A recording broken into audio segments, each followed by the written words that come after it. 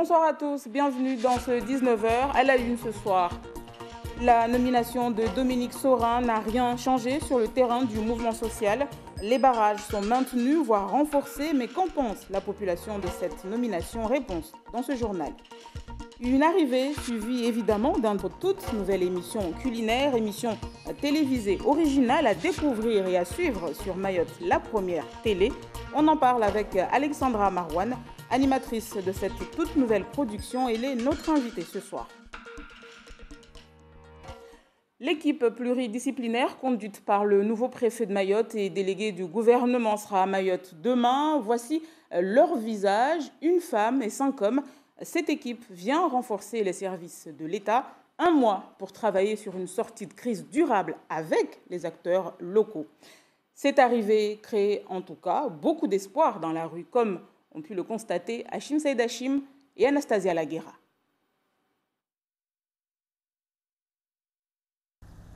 Les rues de la zone industrielle sont presque désertes, les commerces tournent au ralenti et les chiffres d'affaires en forte baisse. Conséquence du mouvement de grève et ces nombreux barrages qui paralysent l'île depuis près de 6 semaines. L'annonce de la ministre de l'Outre-mer ce mercredi concernant la nomination d'un délégué du gouvernement et préfet de Mayotte est perçue dans la rue comme une lueur d'espoir. Beaucoup de personnes s'accordent sur un point commun, celui de rétablir la... Il y a beaucoup de petits commerces qui ferment parce qu'ils n'y arrivent pas. Donc si ça continue, si les grèves continuent comme ça, c'est l'économie de Mayotte qui va plus en pâtir qu'autre chose. Le nouveau préfet, c'est quelqu'un que je connais, il est à La Réunion, parce que moi je travaille à Gilo.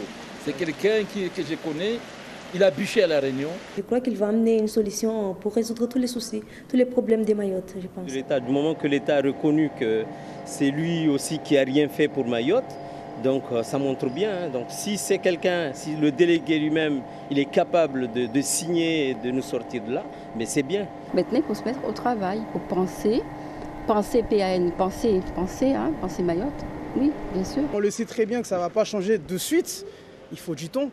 Mais quand même, si au moins ils essayent de faire petit à petit, c'est déjà tant mieux. Donc on souhaite que ça, nous. Si ça peut marcher, tant mieux. Il faut que ça marche. Il faut que ça marche. On y croit. On souhaite que ça marche. Voilà, on ne souhaite que ça marche. Que la sécurité revienne sur Mayotte et qu'on puisse faire nos courses tranquillement. Tranquillement, qu'il n'y ait plus de barrages. Que la joie revienne. Une lueur d'espoir qui ramène le sourire aîné. Un retour à la normale est également souhaité par tous après 6 semaines de grève générale. Et vous l'aurez compris, malgré l'annonce de cette nouvelle équipe, la détermination est plus que jamais au rendez-vous sur les barrages. Exemple à Fouracho où se sont rendus Misbaoudine Bakar et Abdou Kafé Mohamed. Barrage renforcé, plus que jamais déterminé, les revendications n'ont pas changé d'un iota. Au barrage de Fouracho, à l'abattoir comme partout ailleurs dans le département, les manifestants attendent cette délégation de pied ferme.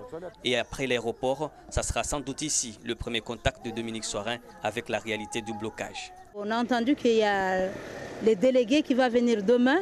Et s'il est là, il passe par là, il va repasser par là. Et puis il va voir qu'on est en solidarité avec les barrages à Mayotte en attendant qu'elle nous donne des propositions valables et concrètes. On se bat pour l'insécurité. Maintenant, nos enfants ils vont à l'école. On nous appelle comme quoi nos enfants ils ont eu des accidents, on l'a agressé, on les a tabassés. Aujourd'hui même, il y a 3 garçons qui ont été tabassés ici en Petite Terre. Un appel à l'aide d'une île en souffrance, une banderole qui interpelle directement le président de la République. Et c'est finalement le désormais ex-directeur de cabinet de la ministre des Outre-mer qui arrive pour tenter de trouver une solution. Et le gouvernement s'est donné 1 mois pour un premier bilan. Plus de 6 semaines que ces barrages sont érigés, des voix s'élèvent pourtant pour un rétablissement de la circulation. Mais les leaders du mouvement contre l'insécurité ne l'entendent pas du tout de cette oreille. On écoute Fatihou Ibrahim, porte-parole du collectif des citoyens de Mayotte et de l'intersyndicale. La décision ne m'appartient pas personnellement. Je suis porte-parole du collectif et de l'intersyndicale. En tout état de cause, nos discussions jusqu'à présent n'envisageaient pas un lever de barrage jusqu'à ce qu'on sache la teneur de la visite, enfin en tout cas de la venue de la personne nommée par Ils arrivent vendredi matin. Exactement. Donc d'ici vendredi, c'est toujours le statu quo. Nous sommes à 2 jours et il nous semblait que quand vous appelez à l'apaisement, il faut aussi que cet apaisement aille dans le sens de l'accueil de cette personne et de la préparation préservation du travail, pas forcément de s'acharner sur le collectif et l'intersyndical sur la levée des barrages.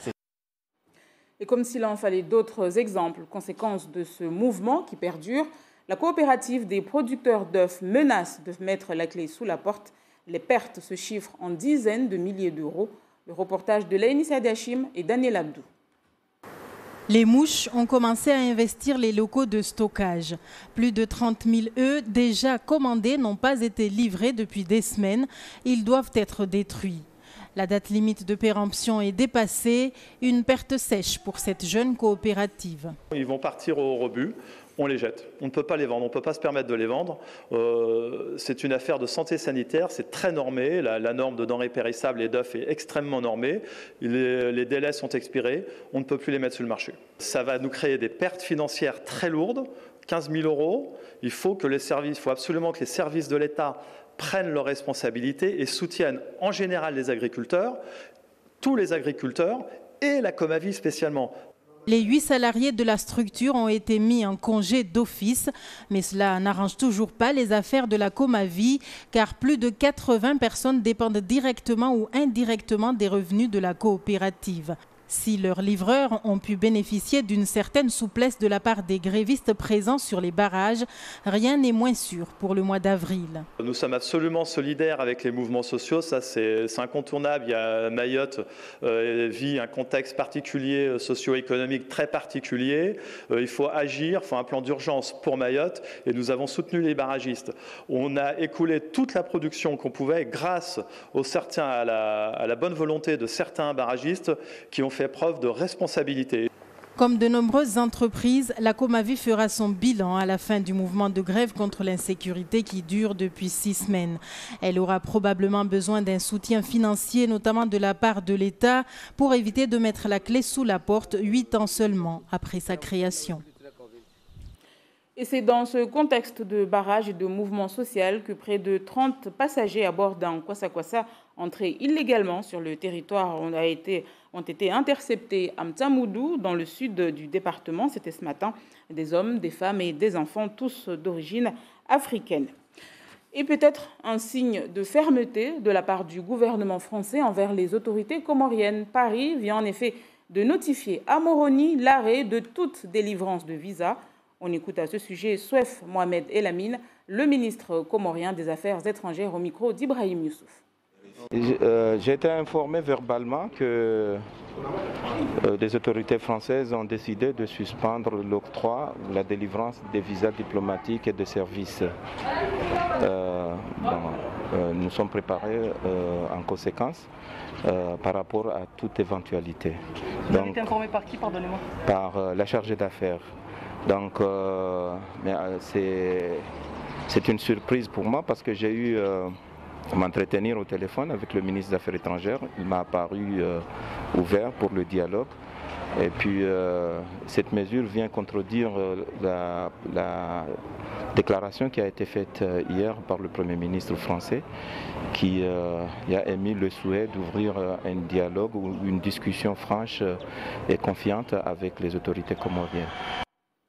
Chez nous, l'un est attendu demain, l'autre est sur le départ. Il s'agit bien sûr de Frédéric Vaux, désormais ex-préfet de Mayotte, presque 2 ans après son arrivée. Quel bilan? Élément de réponse avec Anastasia Laguera. Après 2 ans à la tête de l'autorité préfectorale de Mayotte, Frédéric Vaux laisse derrière lui une île en pleine crise sociale et économique. Ancien élève de l'ENA, ancien secrétaire général pour les affaires économiques de la Guadeloupe et ancien conseiller technique du secrétaire d'État à l'Outre-mer, Jean-Jacques Kéran, l'histoire retiendra que Frédéric Vaux quitte le 101e département dans des conditions similaires à celles de son arrivée. Nous sommes en avril 2016, une marée humaine déferle dans les rues de Mamoudzou. La délinquance a encore frappé. Cette fois, elle vient de tuer un père de famille de 38 ans. Moi, je vois en arrivant 3 priorités principales. 1, la sécurité. lutter contre les atteintes contre les personnes et contre les biens, parce que individuellement c'est insupportable et parce que pour Mayotte c'est un élément de base pour travailler au plus de sécurité, pour travailler au développement. Il y a le sujet de la pression migratoire qui est à prendre en compte avec le plus grand sérieux. Très vite, le préfet n'hésite pas à se rendre sur le terrain. Il maîtrise sa communication et affiche une volonté de bannir les zones de non-droit, comme lors de cette opération de destruction d'habitations illégales à Tanafou. On ne peut pas vivre durablement dans cet état de tension qui pose des difficultés à la société. Durant son séjour, les atteintes aux biens baissent de 10%, les cambriolages de 17%, mais les atteintes aux personnes physiques en zone urbaine augmentent de 20%. Naît alors la chasse aux clandestins en mai 2016. Des dizaines de familles se retrouvent à dormir à même le sol, place de la République. En réponse à ces décasages, les coupeurs de route font leur apparition. Des Mahorais sont pris au piège et torturés au volant de leur véhicule. Les tensions intercommunautaires atteignent leur paroxysme. Frédéric Vaux ira jusqu'à rencontrer les hautes autorités comoriennes en juillet 2016, mais les conflits ne s'arrêteront pas. En décembre 2016, la crise de l'eau frappe Mayotte de plein fouet. Le tanker promis n'arrivera jamais, mais le préfet réussit à lancer les travaux pour la construction de la 3e retenue collinaire et l'interconnexion des réseaux nord et sud. Dans le même temps, les commandes publiques atteignent un niveau jamais atteint, 170 millions d'euros, mais pas assez sur un territoire où la pression migratoire asphyxie. Frédéric Vaux, comme son prédécesseur, n'aura pas réussi à soigner le mal qui ronge Mayotte. Éducation à présent, l'école annexe 1, vandalisée la nuit dernière à Mamoudzou. Les serrures des classes du primaire ont été bouchées avec de la colle. Près de 300 enfants ont dû repartir chez eux. Le reportage de René Lataste et Farah Housseni. Pas un élève ce matin dans une école qui hier encore en recevait près de 300. Ni dans la cour, ni dans les classes. Cette nuit, une ou plusieurs personnes ont bouché les serrures avec de la colle. 14 classes, les sanitaires, les réserves, tous les enfants ont dû être renvoyés chez eux. On est vraiment pris de court, donc là... Touché ? Bien touché, oui. Là, on ne peut plus accueillir d'enfants du tout. Toutes les portes sont fermées, condamnées, même au bureau, même les toilettes. Du coup, on ne peut pas accueillir les enfants dans les conditions comme ça. Totalement navrant. Je pense qu'au moment où on essaye de travailler pour améliorer les écoles et les conditions de travail des enfants et des personnels, un acte de vandalisme de cette nature, c'est vraiment totalement incompréhensible. Incompréhensible, ça va à l'envers de ce que la population essaye de demander. Ce type de vandalisme n'est pas une première à Mayotte. Des centaines de milliers d'euros des budgets municipaux, ce sont les mairies qui ont la charge des écoles, ont été dépensés l'an dernier pour réparer. C'est malheureusement pas une première, puisque l'année dernière, ça avait été une modalité d'action qui avait conduit 110 écoles à être hors service. Moi, je suis scandalisée, d'autant plus que les élus font énormément d'efforts budgétaires par rapport à ces écoles et que là, ça veut dire que l'argent qui va être investi encore pour changer ces serrures, c'est de l'argent qui ne sera pas investi pour du matériel scolaire. Les services du vice-rectorat étudient les solutions pour que les enfants puissent revenir dans leur classe au plus vite. Aujourd'hui, l'école est restée fermée. Les services de la mairie sont arrivés rapidement sur place. Des plaintes ont été déposées. À noter que les cours dans cette école annexe ne reprendront que mardi prochain, lundi étant férié. On reste à Mamoudzou. Le conseil municipal s'est réuni hier soir pour le vote du budget de la commune pour l'année 2018. Un budget voté à l'heure, surtout au moment où notre département bénéficie d'un abattement fiscal de 60% sur les taxes locales grâce à l'amendement du sénateur Tani Mohamed Swalihi. Quelles conséquences sur l'administré et les collectivités? Réponse avec Génial Atoumani et Youssouf Ahmed Matoir. Cette année, le contribuable devrait voir ses impôts locaux baisser. Moins 60% sur les taxes d'habitation et foncière sur le bâti et non bâti. L'abattement des 60% sur les valeurs locatives, effectivement, ça ne sera palpable pour l'administré.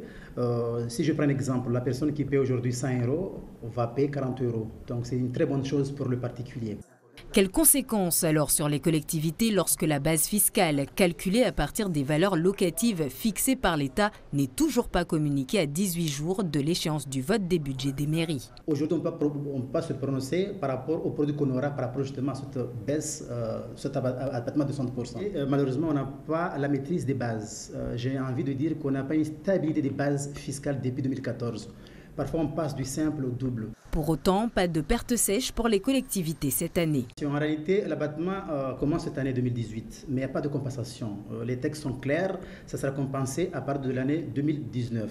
Ceci étant, à Mayotte, on a eu la chance, par rapport au recensement de 2017, on va avoir notre DGF, la dotation globale de fonctionnement qui va augmenter, la DACOM qui va augmenter, mais aussi l'octroi de mer. Quelque part, on compense, mais moi, je n'ai pas envie de parler de compensation, parce que ça franchement, c'est une manne financière qui fait qu'on va rattraper le coup. Pas d'inquiétude affichée donc pour le budget 2018, mais cela risque d'être plus compliqué en 2019.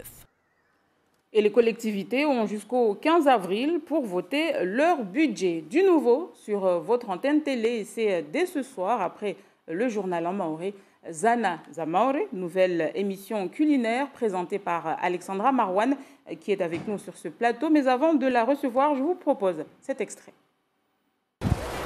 Ça, c'est du hanga blanc, parce qu'il faut savoir, le hanga, il y a deux variétés. Il y a le blanc, il y a le noir. Le blanc, c'est pour cuisiner la viande et le poulet. Après, le noir, c'est bien concentré, c'est pour cuisiner le poisson. D'accord. Voilà. Attention de ne pas trop en manger. Et, ou sinon, vous pouvez les piler, les mettre dans une poudre, elle sera en poudre en fait, et après les mettre dans votre soupe ou dans peu importe quelle préparation en fait. Pour moi, c'est ma woman, woman, ma woman. J'allais faire de ma woman, woman, ma woman. J'allais dire woman, Je vous faire un bisou. Bonjour Alexandra. Vous allez bien? Alexandra Marouane, bonsoir. Bonsoir Siti, bonsoir à tous. Alors, comment est née cette nouvelle émission Zana Zamaore? Alors, cette émission, comme vous l'avez tous compris, c'est une émission de compétition culinaire à la mahoraise où on va être invité chez 8 candidats qui vont nous faire découvrir ou redécouvrir les coutumes locales dans la cuisine. Et c'est fait exprès de faire un concours au lieu de, pas de faire un copier-coller, mais de faire des émissions comme on en voit souvent sur les chaînes et les services publics?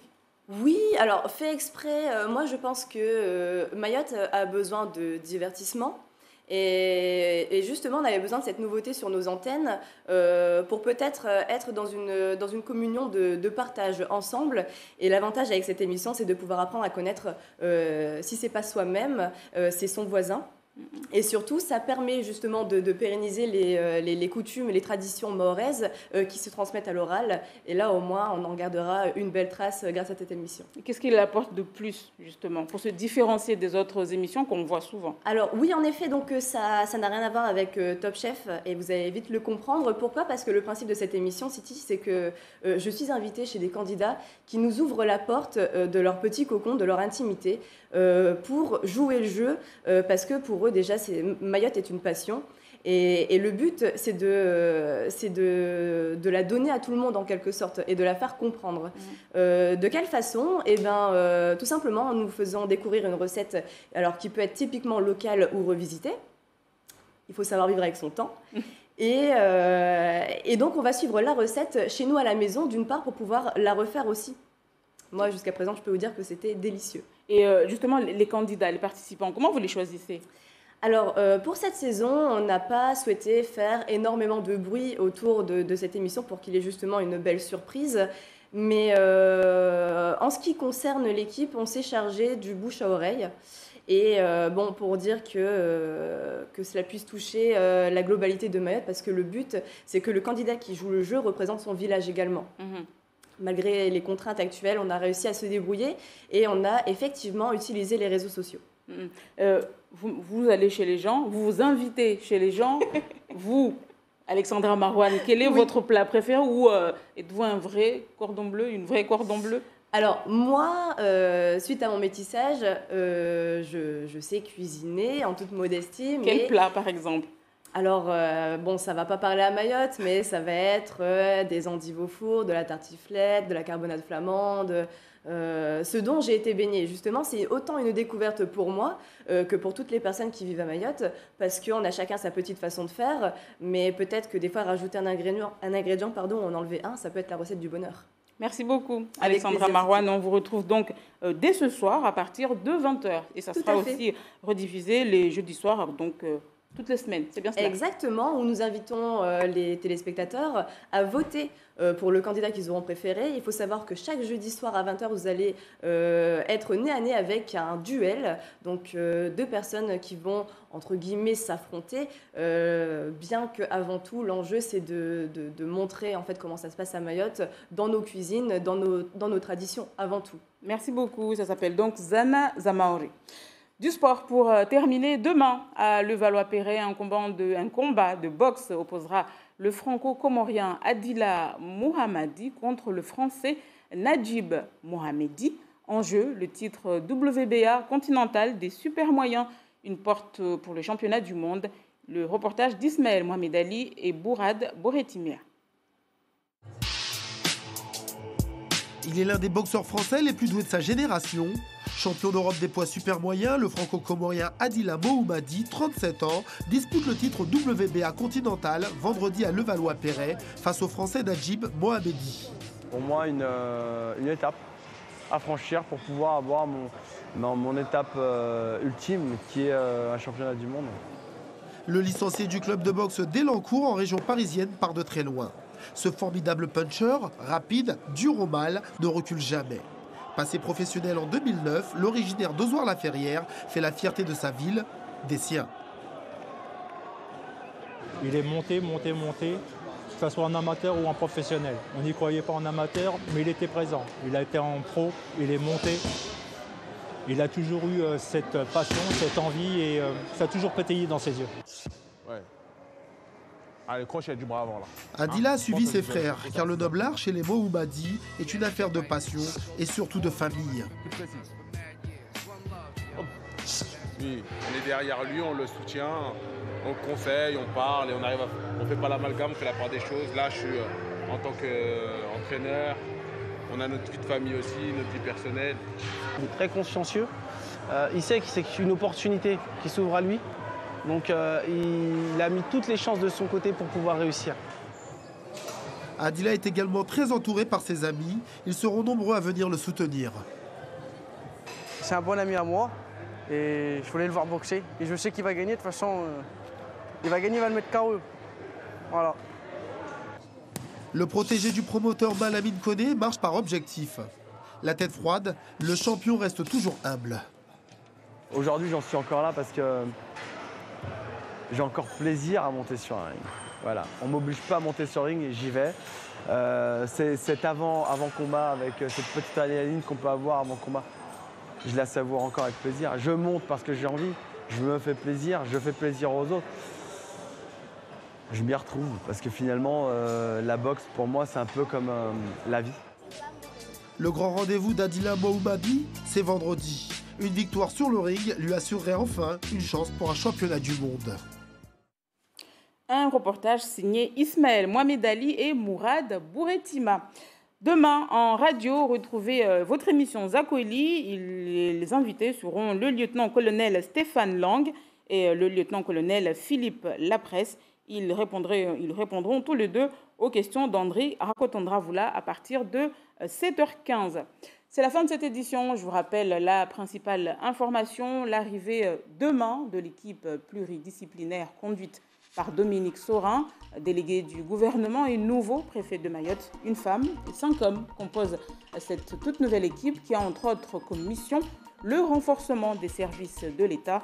Un mois pour travailler sur une sortie de crise durable avec les acteurs locaux. Premier bilan d'étape attendu pour le 16 avril prochain.